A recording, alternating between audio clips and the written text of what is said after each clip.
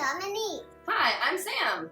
Welcome to Photo Stage. This week's episode is called All That Jazz, the 60s edition.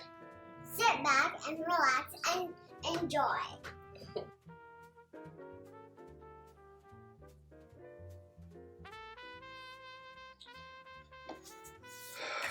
Okay. Hey man, what up? Hey man. That ain't your home. Where are you? Oh man, me and Aisha, we decided to just take a week to ourselves. We're up on Buckhorn Lake at a place called Oak Bay Resorts, Inc. Hold on. You at a cottage? I was at a cottage. Yeah man, Oh, beautiful up here, man. Look at this. It's gorgeous, man. I'm right on the lake. sucks being here. You know what? Give me 1 second. What up? What up, Mischief? So awesome. Hey guys, this is the Brown Bandit. Mischief 1, Photo Stage. Episode 4, we coming at you. Dude. Yeah. It's hot, man. It's blood hot. It's So, real you hot know, right now. I'm in cottage attire. My homeboy Mischief's in cottage attire. We're here, we're giving this a shot to do together for the first time for you guys. Yeah, And post-COVID. Well, almost post-COVID. Things are getting better. Yeah. I got back to work a couple weeks ago. I will be going back to work next week. Seems like people's spirits are already lifted a bit. Yeah. And everyone's still being safe. We're at a cottage. Even though we're at a cottage, we're still, staying away from everyone else, making sure everything's clean and safe, being very careful when we're going into town. So And it is Man. fantastic up here. it's beautiful up here. Much needed respite. And I'm happy that I'm with my family and with y'all out there today. Yes. Today is episode 4. And we talking all that jazz. That's what the episode's called. And as Sam mentioned before, it's the 60s edition. We've made multiple, in the previous episodes, we've made comments explaining to you guys what this show's about. I'm not going to do it again. One thing I keep saying to a lot of our viewers, and our audience, our Phono Stage audience, is that we're here to hopefully teach you guys something. We're learning things ourselves. I don't know if you guys realize that. Some of the information we talk about, we don't even know. We're just learning about it as we're doing it for you guys and for the show. In the first episode, I made a comment saying that, I love my jazz. Right? I made that comment You did. that I love my jazz. Yeah. And I do. I've always loved jazz. But the reality is in my life, there wasn't anyone to introduce me to it. I had a couple DJs. I had some musicians and band players and stuff like that. But no one to listen to jazz with. I would always end up hearing jazz somewhere and then just enjoying it at the moment, and that was it. Yeah. But realistically, I'm still a baby to jazz. I'm still a baby to jazz. That's what it is. And I've only been listening to jazz and exploring jazz over, let's say, the last 2 years. That's it.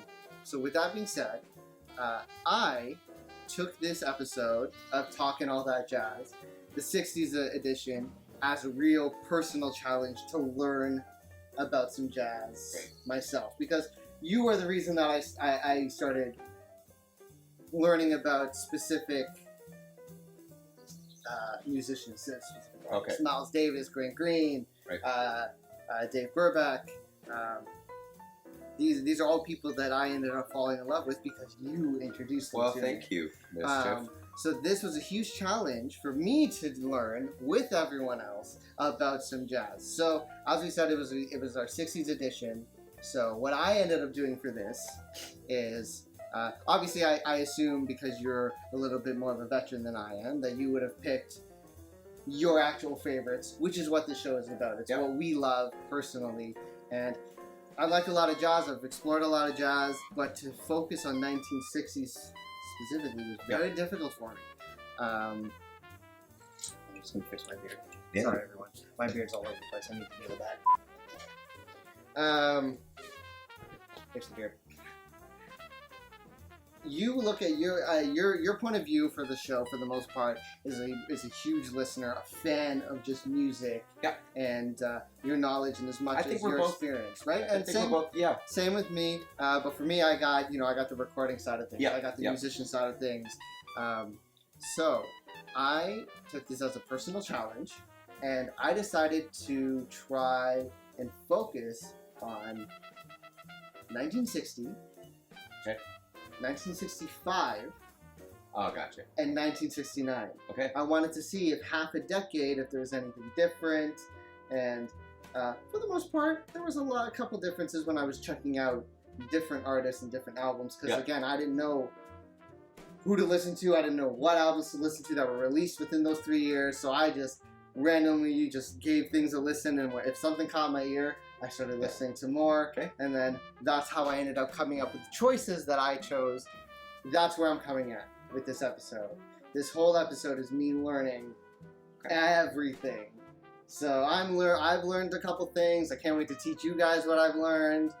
I can't wait to talk about these albums that I've been listening to. We have 6 albums to talk about rather than songs. Some jazz songs just go on for days, so we have to do albums. It's really hard to focus on a specific song when it comes to jazz.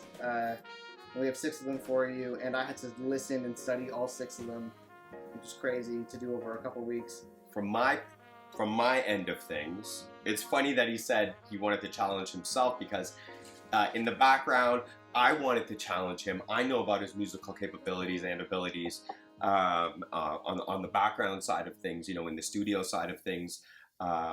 We teach each other.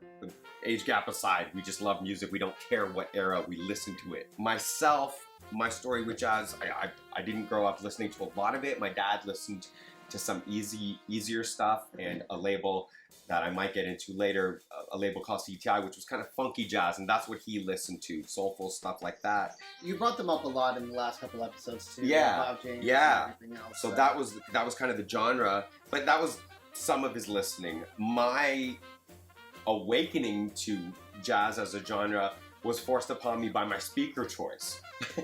I bought a set of speakers, and what sounded best on them was jazz.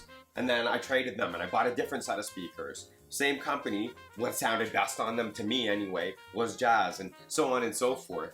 The speakers Totem Acoustic, by the way, out of Montreal, Canada. So that's how my journey began, and that was 10 years ago. So I've been just digging here and there. So you've only been listening, really listening in the last 10 years. Over the last 10 years. Yeah, Oh, so okay. Veteran, I don't know. That's a big deal. It just felt every time we talked and every time you showed me music, I've always just felt a little bit, just like his sound system at home, which is crazy intimidating. The way I've seen you and the way I've seen your knowledge of music and the music you love has been a little intimidating. So that's why I said. And vice versa. Let's get started. I'm going to start with this gentleman named Freddie Hubbard. He's an American trumpeter. The album's called Hub Tones, and what an album. In my opinion, from what I've heard on my system, in my room to my ears, one of the best recorded Blue Note albums of that era, and the remastered versions are just as clean and beautiful.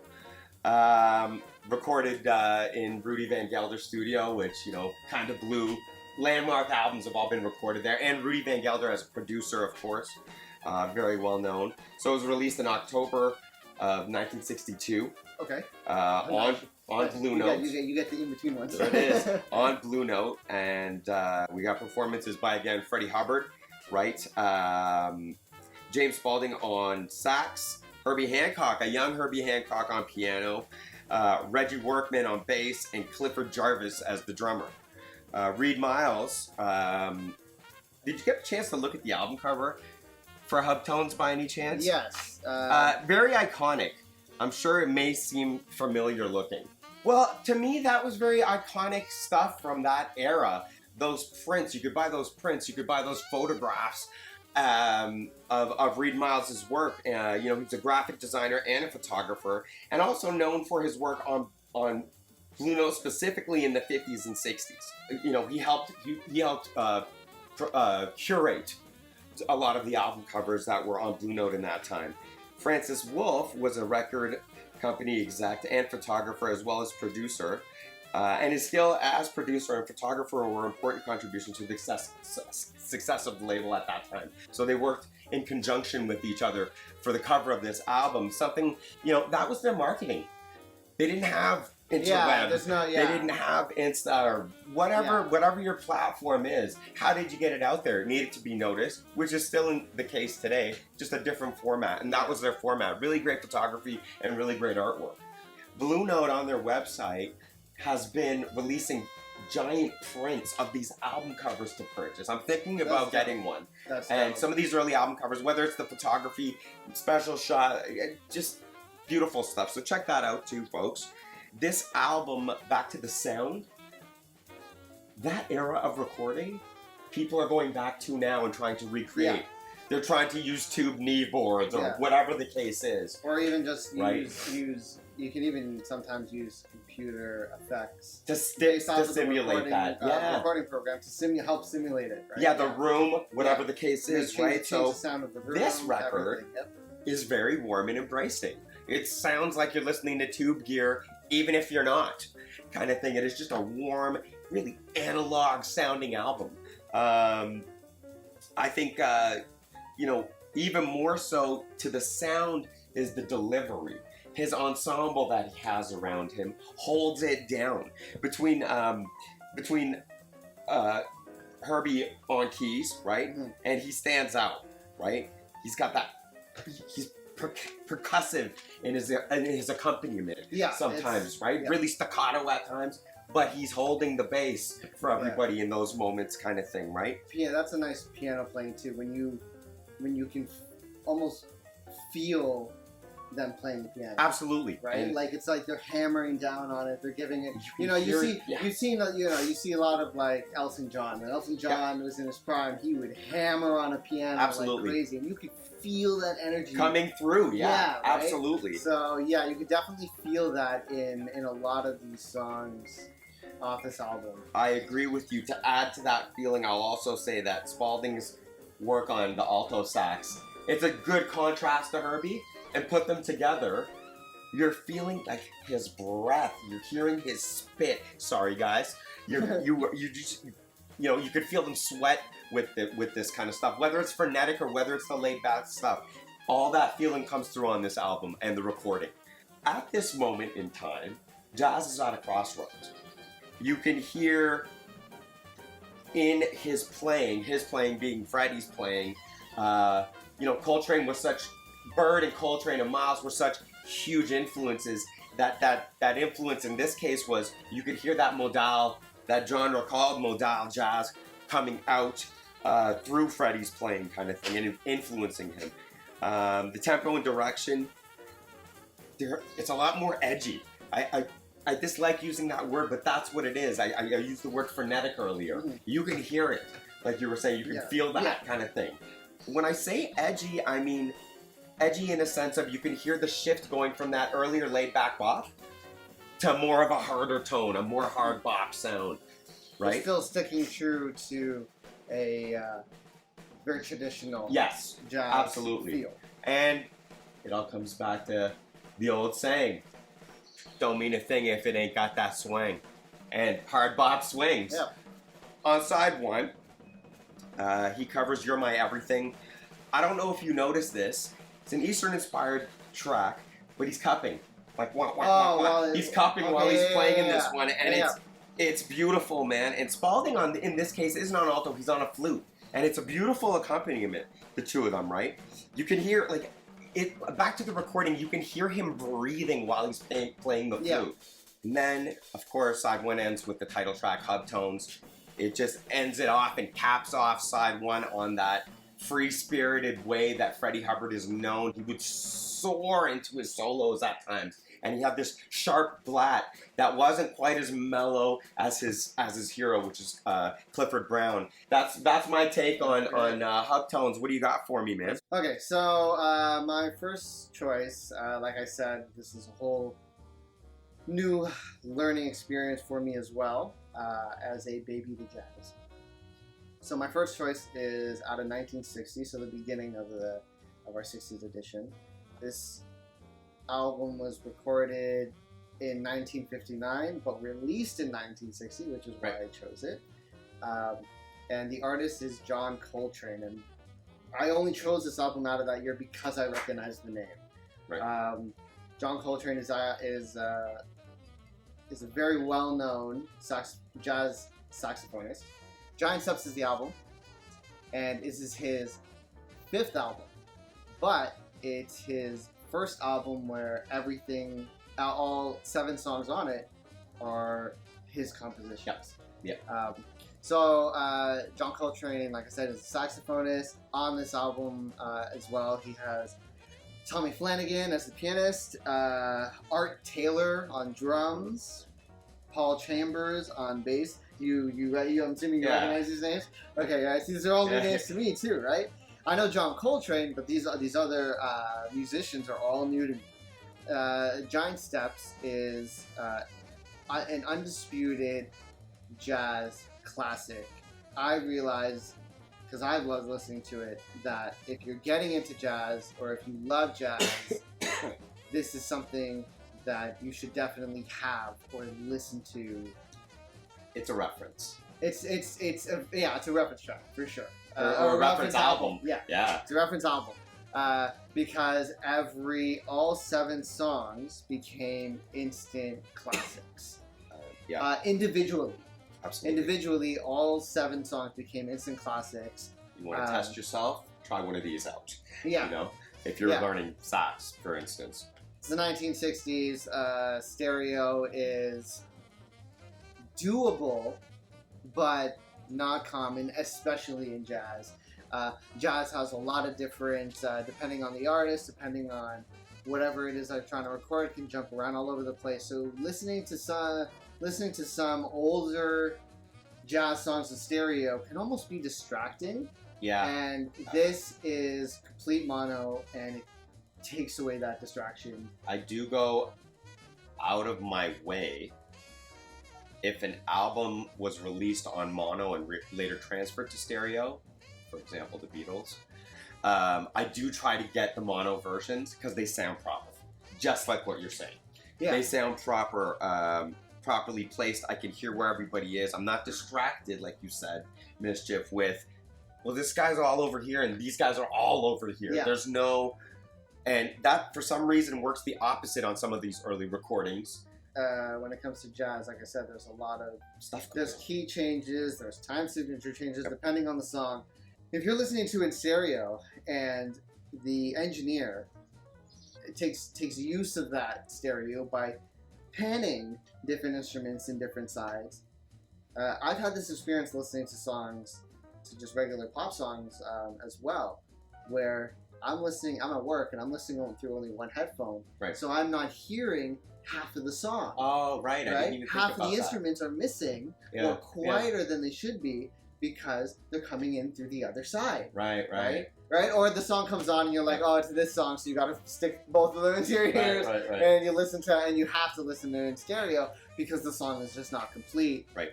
Giant Steps is in a mono format, so you don't have to deal with that at all. Everything is very well balanced. Everything is very well mixed, and performance is beautiful. Yep. Coming into this album, like I said, this is his 5th album. Around this time, Coltrane was actually dealing with a lot. Yeah. Personally, he actually confessed that he was feeling dejected and dissatisfied with his own playing.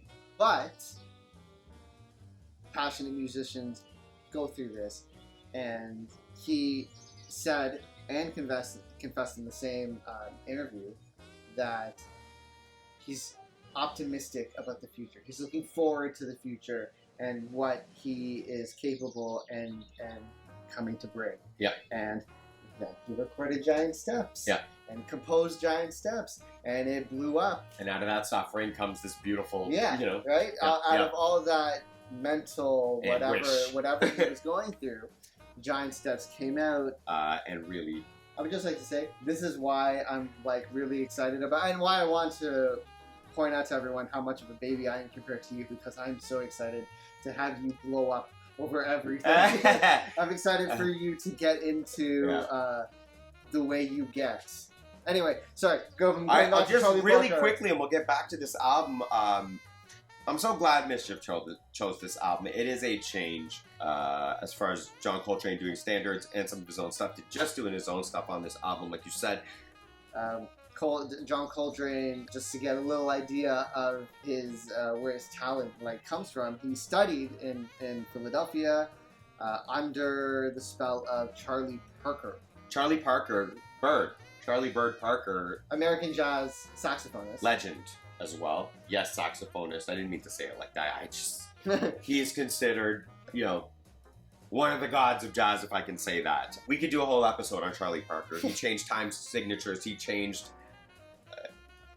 chord variances and how they should be played and what way they could be played. And two great names that he influenced right off the hop and that he took under his wing 3. Dizzy Gillespie, John Coltrane, Miles Davis. I don't even have to go further than that. He influenced those guys.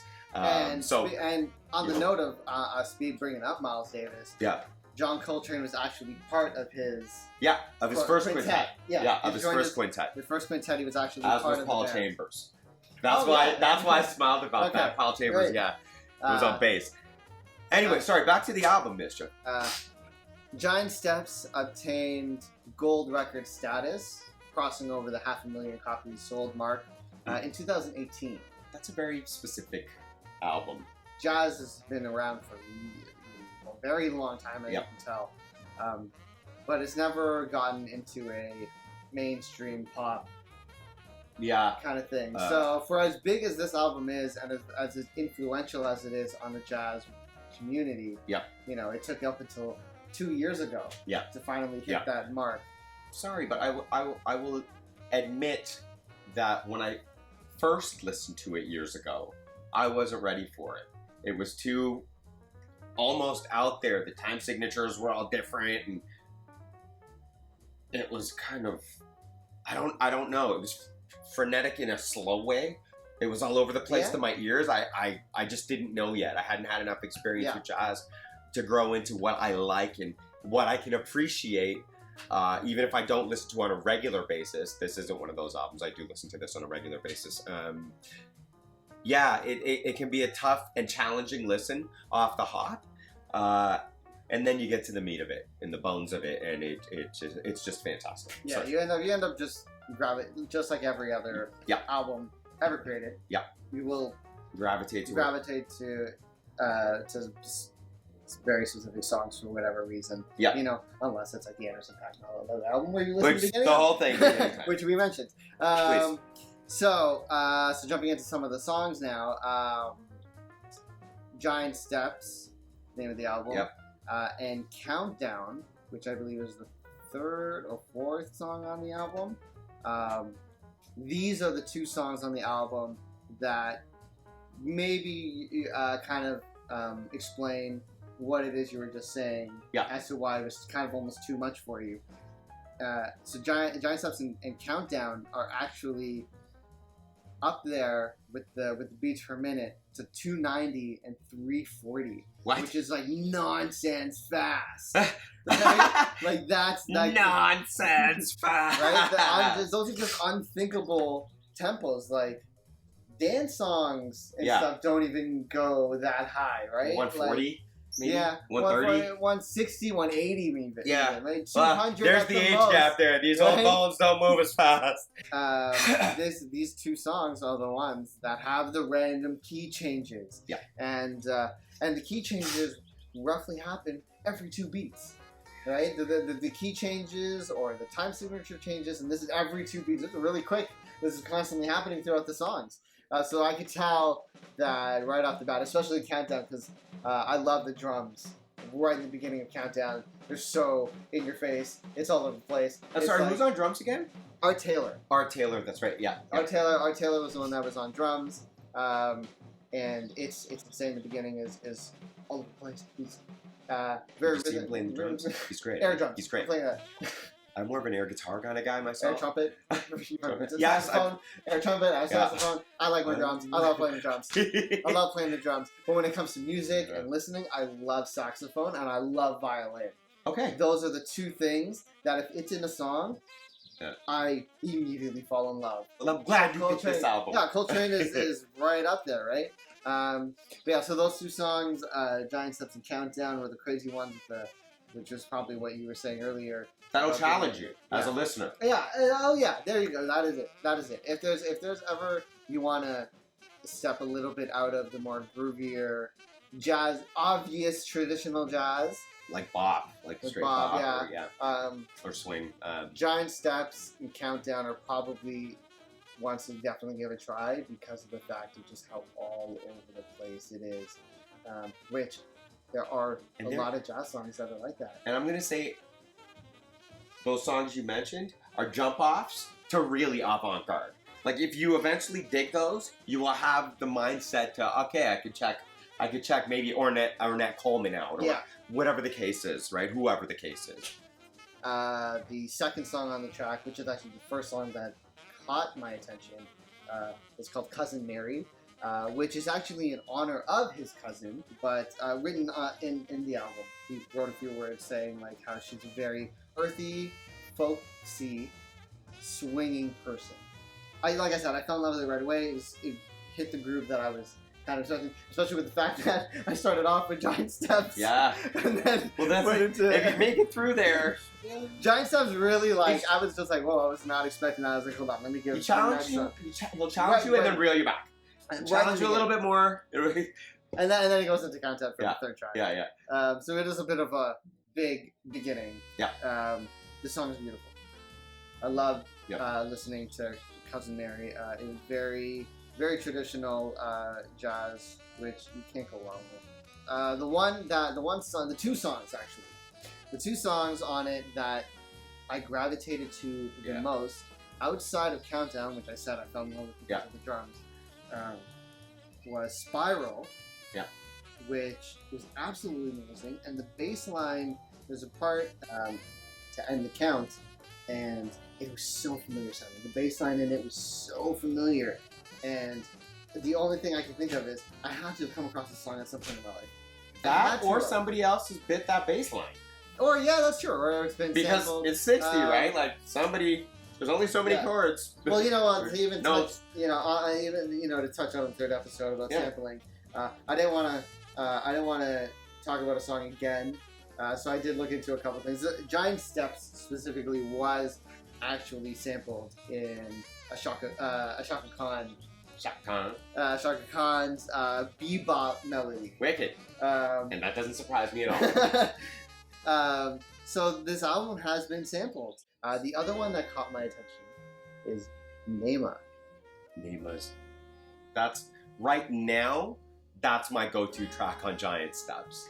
Nema's beautiful. It's about his what? Yeah. So Nema's about his Or- wife. Okay, I didn't know if it was daughter or wife. Yeah. Juanita Nema Grubbs was her name. Yep. Is named after his name. It was a ballad named after his wife.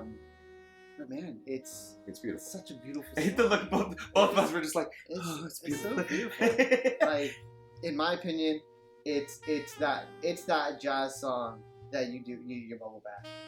You know, candles, Float bubble away. bath, and just melt into the music. Peace and beauty. Um, Blaze one for me, people.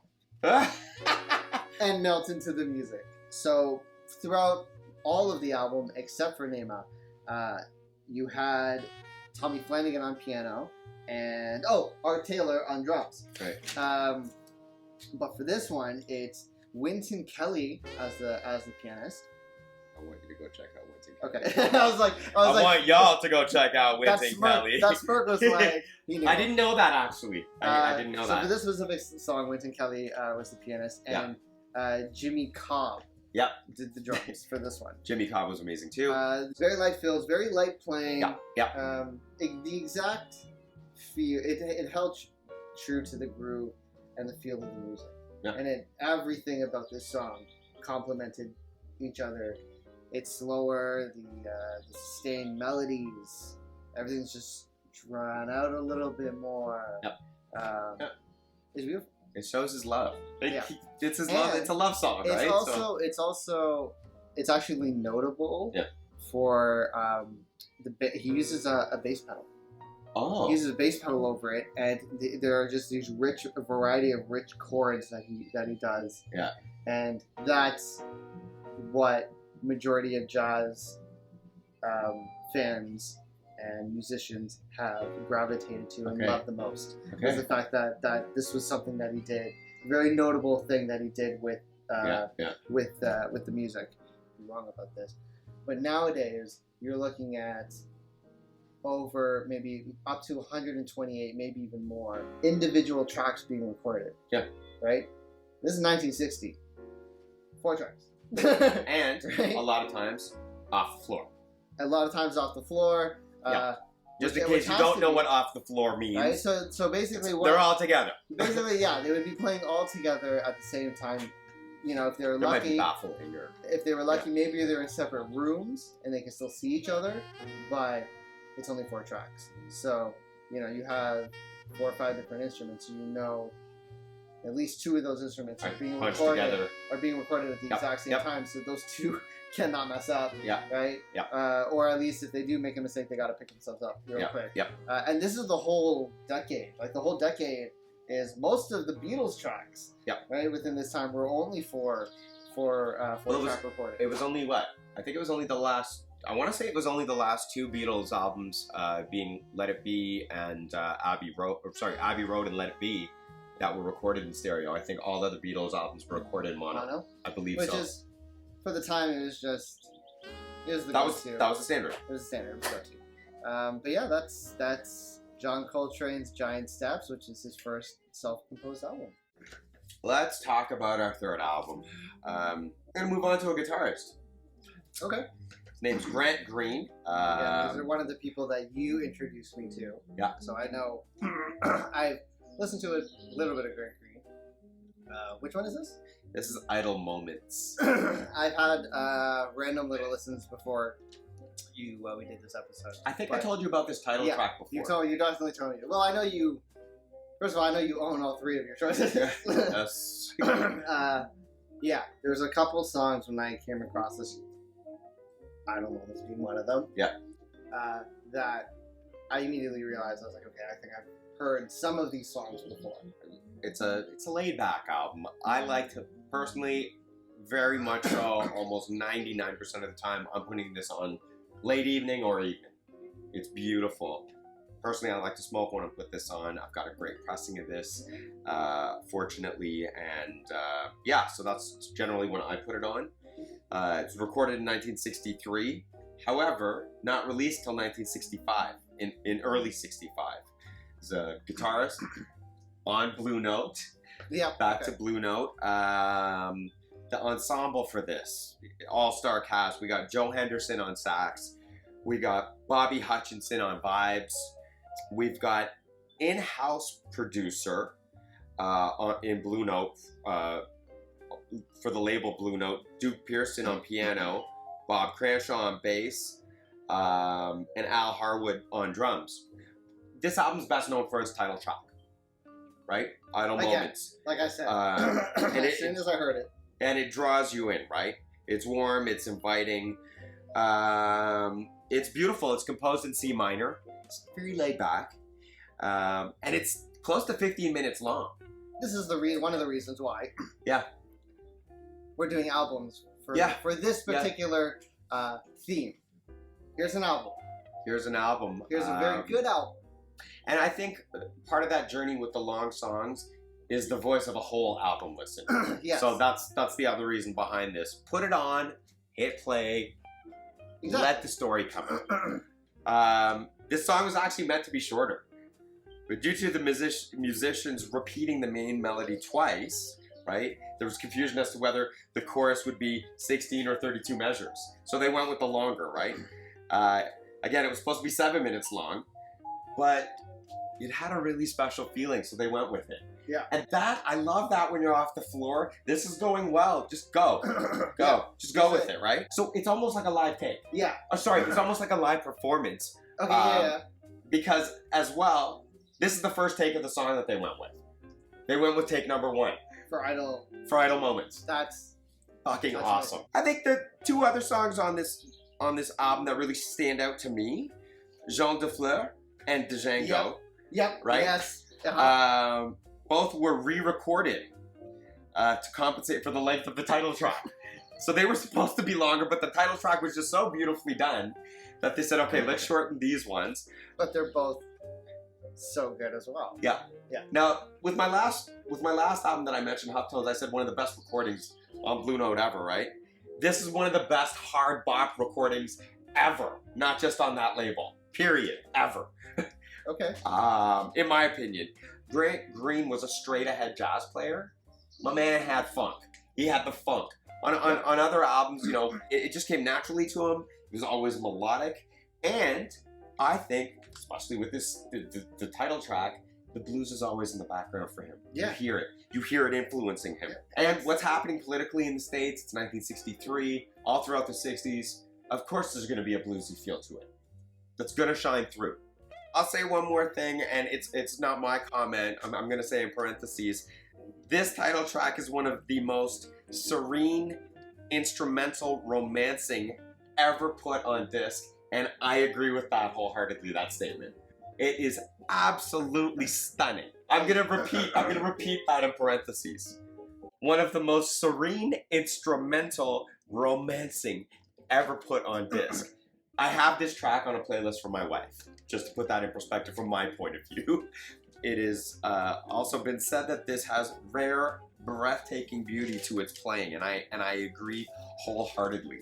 Side 2 begins with his Lament for Baker, and it's a bit sleepy.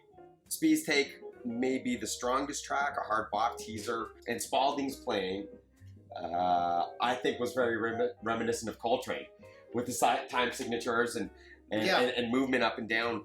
As well, Jarvis on drums, his rim shots, his little subtle rim shots are loud.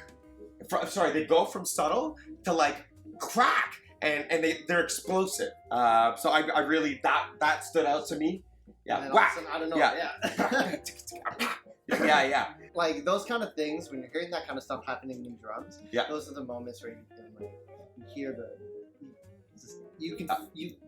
that's why I love drums more than any other instrument personally, because to me it's the closest thing to vocals, where you can hear the musician enjoying what they're doing. And I've come across some violin players that do it, some saxophone players that you can feel it, but with drums, I feel like it's just a consistent thing for most drummers. Yeah. That when you're listening to a drummer, you can get into the feel that they were feeling. Yeah, where his mindset's at. Is he feeling like he wants to feel it? Does he want to build or something? Does he want to just slow down the pace for a second? You can feel you feel that they're enjoying it, just like some singers, like we were talking about with the Joni Mitchell song on episode 2, that there are songs where you can hear them smiling while they're saying the words, or you can feel the emotion, because chances are they were feeling the emotion while they were doing the recording. And to me, a drummer, I know it's like a totally different thing, so but I feel it. On that note, I know you were talking about the drumming, but on that note, idle moments. He's laid back, man. Yeah. He's feeling at ease, and you can hear that oozing through that song. Well, just a couple of last things about this album. I think that throughout the album, Hancock and Jarvis carry the session. They are rock solid in what they're doing and they're playing, leaving everybody else free to do as they wish and come back to it, and leave and come back to it. I love my hi-fi. Not just mine, but I love hi-fi. When I say hi-fi, I don't just mean high fidelity. You know, put it on the hi-fi, put it on your stereo. I love mine, and this is one of the best sounding Blue Note records ever. Not just of its era, but ever, in my opinion. And that's all I got to say about that album. So, for my second choice, for the fourth choice, the fourth album, like I said, I had a plan of attack for this episode. Yeah. Half a decade later, we're in 1965, and out of the albums that were released in that year, my eyes gravitated to one, which was the Charlie Brown's Christmas album, which is by Vince Guaraldi's Trio. Yeah. This was definitely a nostalgic album. This is childhood. Yeah, straight for up. everyone. For everyone. Now, yesterday, back then, tomorrow. It was fun to listen to. Again. And you know what? I'm not a fan of traditional Christmas music. Okay. I I hate walking into a grocery store and hearing them. Yeah. Right? I am not a fan of it. Grinding your teeth about. You got angry about that. I used to work at a grocery store. There it is. That's right? why. I used to work at a grocery store. If you've done retail, I worked at a grocery store for 2 years. So Christmas time sucked, and it's because of traditional Christmas music and what it is that I'm not a fan of it. Even if like newer artists try to do their version of it, I still don't care. But this album is so much fun. Yeah. It's so much fun. Released in 1965, there are 12 tracks on this album. It's the Peanuts. Yeah, it's the Peanuts Gang. It's the Peanuts Gang. It was only a comic strip at this time. The special was supposed to be released, but then it ended up being unaired. Oh. So the Christmas special was actually not released, but the album was. This is a self-composed. He composed all the songs on it, with the exception of the traditional songs. Yeah. Which were O Tannenbaum and Little Drummer Boy. Little Drummer Boy. Little Drummer Boy. Were some of them were of the traditional ones that he didn't touch, but the rest of them he composed himself. Yeah.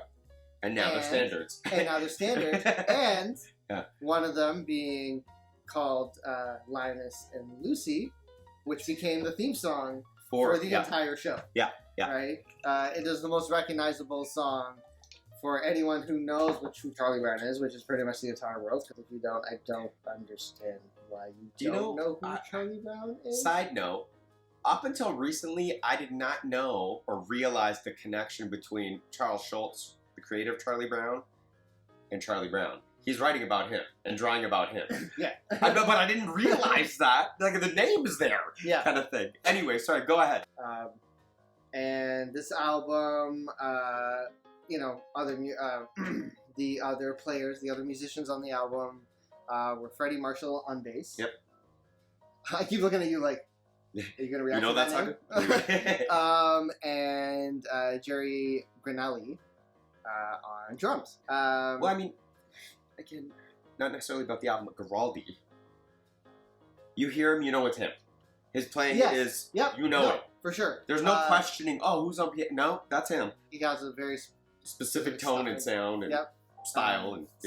This album was voted into the Grammys Hall of Fame. Okay. And added to the National Recording Registry. This album became quadruple platinum album, meaning it sold over 4 million copies by 2016. Yeah. So this album, again, it's a Christmas album. Yeah. It's a Christmas album. You generally listen to it once a year. Yeah, generally listen to it once a year. It's either this rather, or it's the Charlie Brown theme album that Guaraldi also did. Yeah, that is also, I almost so equally, I actually don't, yes, I gravitate towards some Christmas songs on it that make me think, this is Christmas, I want to play it. Yeah. But I can literally... There are songs that don't sound very Christmassy. Yeah, and I don't associate with it. Yeah, and you don't associate with Christmas, and you could just enjoy it on its own. And the theme song, the Peanuts theme song, is such an enjoyable song on its own. It's the most recognizable thing in, piano song that I know of. Yeah. Also on it, again, he didn't create all of them. Some of them are traditional songs. And the reason why I bring this up again is because I am a huge fan of this traditional song, Green Sleeves. Yeah. I love Green Sleeves. Green Sleeves and Classical Gas, I love. Classical Gas is great. I love listening to it by any artist, in any instrument. Yeah. It is up there as one of my favorite classical pieces. Yep. Because it just has such a nice groove. It's a nice feeling, man. Look, both of us. Yes, my man. Such a good old giddy. Just songs that I gravitate now. Because it changes year to year, or maybe every couple of years or decades. As you know, when you have that favorite album, you'll go to different songs over the years. I generally do anyway. For me, it's For Elise. For Elise is in there. And Skating. Those are my go-tos right now. Skating is also very good. For Elise, I forgot For Elise. Well, you can see, Pigpen, you can see the dirt coming off of him while he's skating around. Snoopy's doing his thing, Every time I hear the theme he's like, Snoopy's doing his thing. So this is the thing. Every time I hear the theme song, all I ever picture is the Snoopy? entire gang. Oh, on stage? There would always be this one scene of all of them randomly put around. Yeah, and the song's playing. And they're all dancing. Dancing. They're all doing that. They're all doing their iconic dancing. Yeah. Right? Every time I hear the theme song, What was the one? I didn't. Yeah, like Yeah, that's the one. With the yeah. to jump back into the whole sampling thing, there was a song. There was an artist who sampled the song, one song from this whole thing. So "Christmas Is Coming" was sampled. Okay. And in Christmas Coming was sampled by an artist named Mellow Hype. Never heard. Yeah. Who actually was Frank Ocean was featured on that song. Oh. Right? So I was just like, oh, interesting. I'd like to listen to that actually. The song that they sampled was "Christmas Is Coming" off of this album. The song was called Hell. Oh. I didn't give it a listen, so I don't know what it sounded like. Maybe I don't need to hear that. I'm just like Christmas time is coming. That sounds like hell. Yeah, I was just That's like, awful. this is crazy. But if anyone out there wants to check it out, I probably will end up checking it out. Yeah, I'll probably check it out too. We'll probably end up checking it out after we're done. Yeah. It's called Hell by Mellow Hype, featuring Frank Ocean. Yeah, that's it. This song, again, Green Sleeves was my jam. Green Sleeves and Linus and Lucy were definitely my on repeat ones. It was like, Those are your go-tos? Yeah, so hold on. Yeah. I would listen to it on random and then go back. Yeah. I gotta listen to that one more time. So I'm going to talk about my third choice. Okay. Fifth pick of the episode. It's called 7 Steps to Heaven by Miles Davis. It's his 8th studio album on Columbia specifically. Came out in 1963 and was recorded in 2 different cities. It was recorded in Manhattan at 30th Street Studios and also in Los Angeles at Columbia Studios. Now, people say this is the Miles Davis Quintet in transition. He had his first great quintet. Yeah, and this quintet, and I'll get to the players, but they say that there was 2 great quintets. His first, Paul Chambers, and Coltrane. That other dude, Coltrane, and this other dude, Cannonball Adderley, Gil Everton. Anyway, just a couple guys. This is his second great quintet, and back to the whole thing about the transition word. Miles Davis's whole career was in transition. He had multiple different bands to create the sounds that he was after and looking for. In my opinion, that term is false, kind of. But historically, this is what they say when you're reading about it. This is Miles Davis in transition, and he is transitioning to his second great quintet. Very young, Herb. I think 17 or 18 or 19 years old, something around there. Okay. Herbie Hancock on piano, George Coleman on sax, Ron Carter on bass, another CTI great, right? Tony Williams on drums, and yeah, I am. The recordings were done in LA, but re-recorded in New York because he just wanted certain players on these tracks, right? Okay, so he just took them. He wanted a certain quintet. After recording it, he was like, nah, I need these guys on this track, right?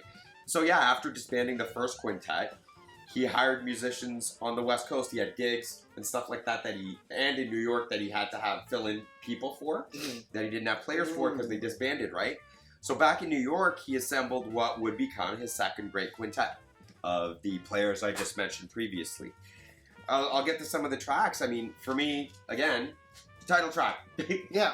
7 Steps to Heaven. He's in transition. Some standouts, Baby Won't You Please Come Home and Basin Street Blues were recorded without Coleman on sax. It was the last. Is this album after Coleman, or was Coleman on this album? Coleman's on this album, just not on those 2 tracks. Gotcha. Okay. He was replaced eventually in 1964 with what would become the quintet, as far as the second quintet, with a gentleman named Wayne Shorter, who I might have or might not have mentioned to you before. This is the last of his studio albums with standards other than band originals. So that thing about Coltrane that you were saying, right? Yeah. Oh, okay. Yeah. Yeah, same kind of deal, right? So this is his. You're saying this is his first? Yes. Yeah. With multiple musicians on multiple songs. Yeah. It's basically just a whole bunch of features, Yeah, so to speak. yeah. They're all obviously all playing together and making one. Yeah, it's song kind of like they're together. cameoing, Yeah. right? And then, Oh, yeah. and then they Yeah. stuck with one, like what we would consider cameoing now, or session players. Yeah. They were Oh, session players. They were session players, right? This album is a gem. Period. Yeah. I don't need to say more about it. Please go listen to it if you're into Miles Davis. Again, tracks I wanted to just Or point. trumpeting. Or trumpeter. Or trumpeting. On Basic Street Blues and Baby Won't You, you really notice his muted playing. Again, he's cupping. Yo, yeah, So yeah, that wah, yeah. wah, wah, wah, you really, really know. It's so laid back and it's so sad sounding to me. For instance, his version of I Fall in Love Too Easily, in my opinion, makes Chet Baker's seem really casual. It's just, Okay. it's so heartbreaking to me. His playing, yeah, check those out.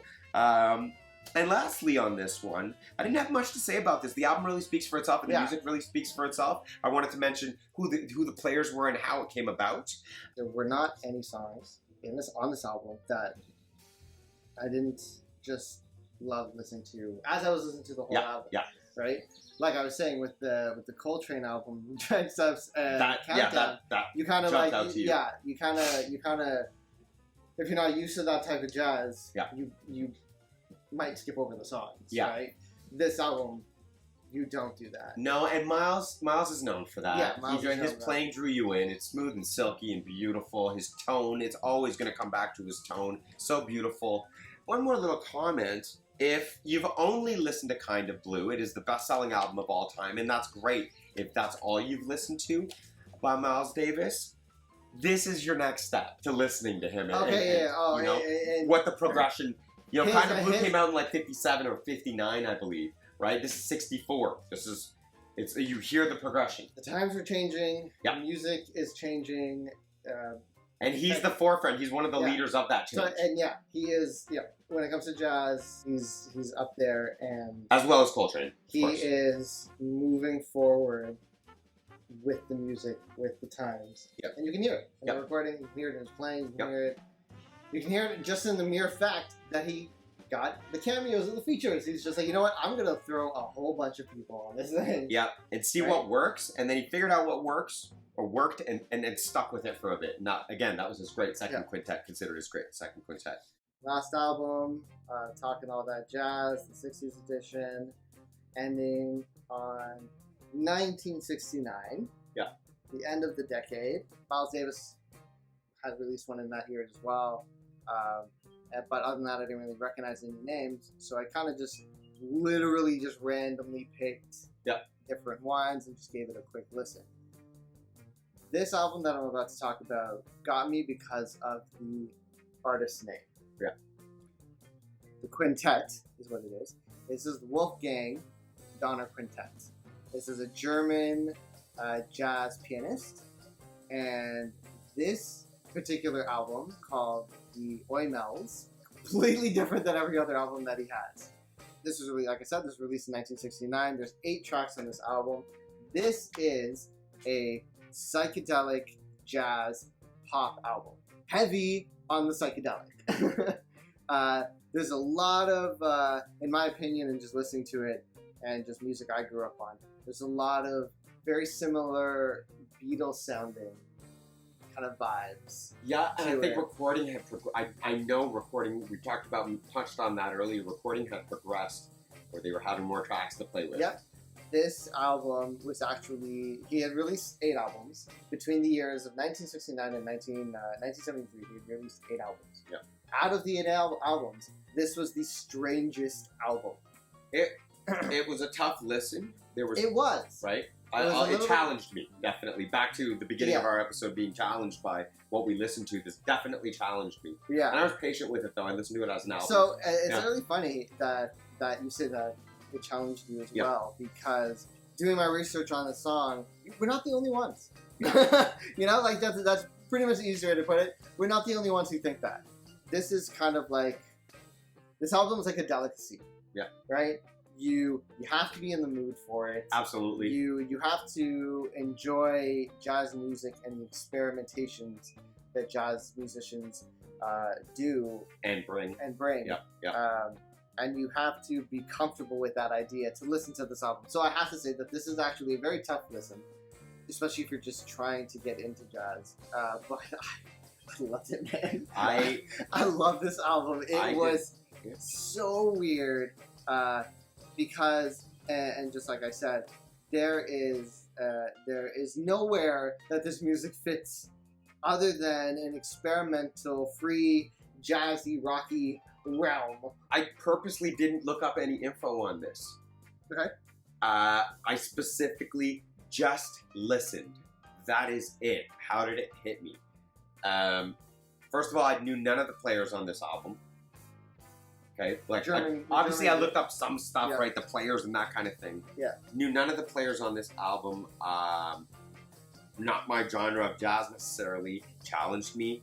What I picked out and what I loved was the Eastern influences on this album. So that was one of the really things. Loved that. That's what, or if loved anything, that. Again, that's what reminded me a lot of the Beatles. Yeah. And just that and it's that same time frame. Yeah, exactly. Right? It's in that time, and the music that was again, it's a really, really psychedelic song.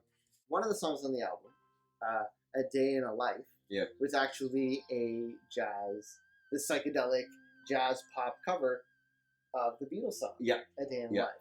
And it was literally, like I said, it was a cover.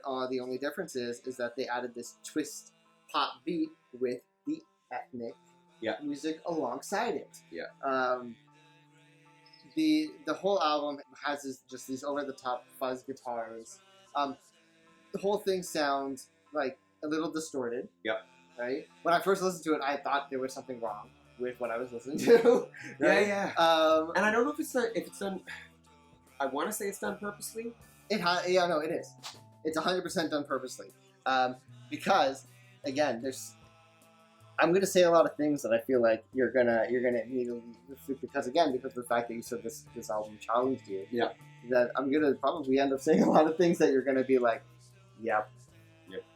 Because again, when I started doing my research, a lot of the ways I was feeling, I realized a lot of other people end up feeling the same way. It's not one of those albums that it hits you a different way, or as you say, different volumes. Mood. Yeah, and it's just this album is very unique for what it is. So like I said, the fuzz guitars, there's a primal, punky, stomper kind of beat. There's the sitar, drenched throughout the whole album.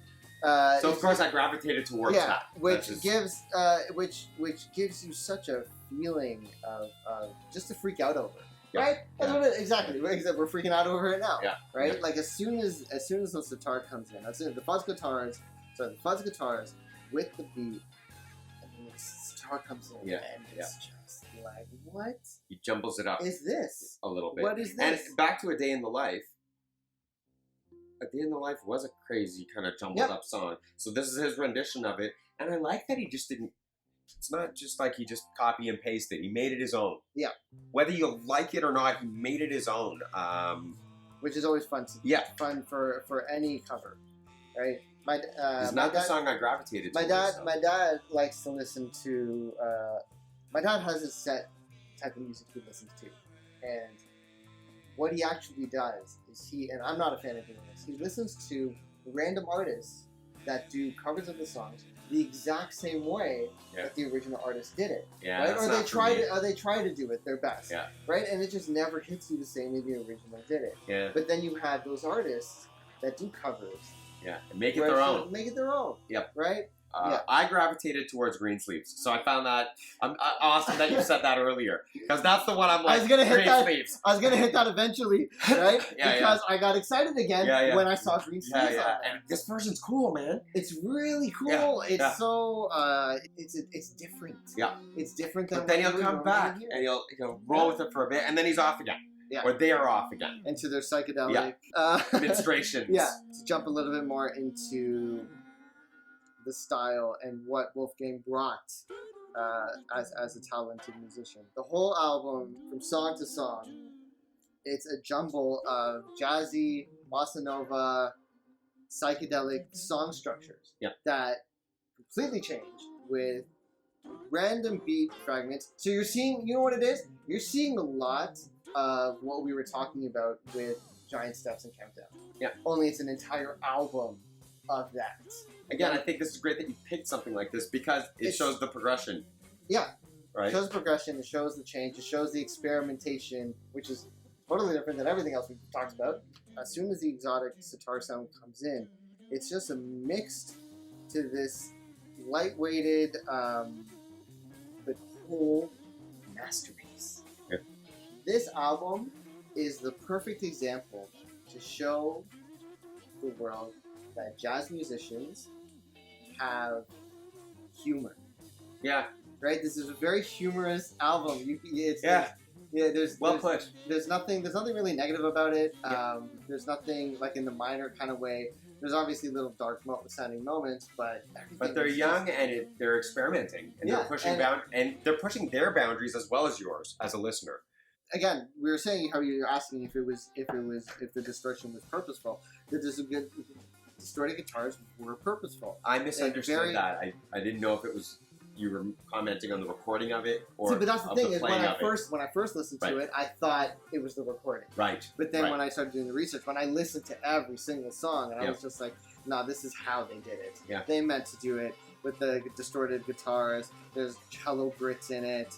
All kinds of percussions going all over the place with the sitar and these flute overlays. Yeah. And I I think some stuff's weird. yeah. Like, Again, like I'm hearing it over here coming at you. Again, going back to what I said, this is a perfect album to show that jazz musicians have humor. And I mean weird in a good And way. can show it in their music. Yeah. It's just like, let's have fun with this. Yeah. Right? This is a weird Let's noise. not take ourselves too seriously. This is a weird noise. Let's work it in somehow. Yeah. They even have like the song. There's a chance I'm gonna bugger up some of the names, but Ooey or Yui, he scats. He's just going along. He's just like saying. He's just scatting. Yeah. Right? At least that's what it sounds like to me. With it. Yeah. And then there's other like He's freestyling. yeah. And then there's like Dig My Girl, where it's really like Ethereal, like flowy, going on? It's all over the place. You can't not have fun with this song. I'll also say that's why it's a good album. Again, it's a journey. It's a journey in itself. Psychedelic journey. And this album was so much fun to listen to. Yes, again, thank you. It was hard. It was. Thank you, Wolfgang. Yeah. It was fun too, and yeah, it was fun too. It was a fun, random pick for me to just decide, hey, this is a cool name for a person. I love the name Wolfgang. I think it's a dope name. So I was just like, I need to listen to this, and as soon as the sitars came in, Sold. I was sold. I'm sold as far as listening goes. Yeah. I'm still learning about the album, but I'm enjoying learning about it. But yeah, it's just a matter of getting used to that kind of a sound for a whole album of 8 tracks. Yeah. Right. But yeah, that's it. Would you like to share a few words personally? I know you've been dealing with a lot. Is there anything maybe you wanted to say? Yeah, unfortunately, my daughter passed away on the 20th of June, and she is at peace. I'm dedicating this episode, number 4, to... Talking All That Jazz. Talking All That Jazz is dedicated to my daughter. She absolutely loved music, and I like to say that she got a lot of that from me. She experimented with music, and she was open-minded and open-eared. Nose to the wind, a gangster at heart. Love you, Jasmine.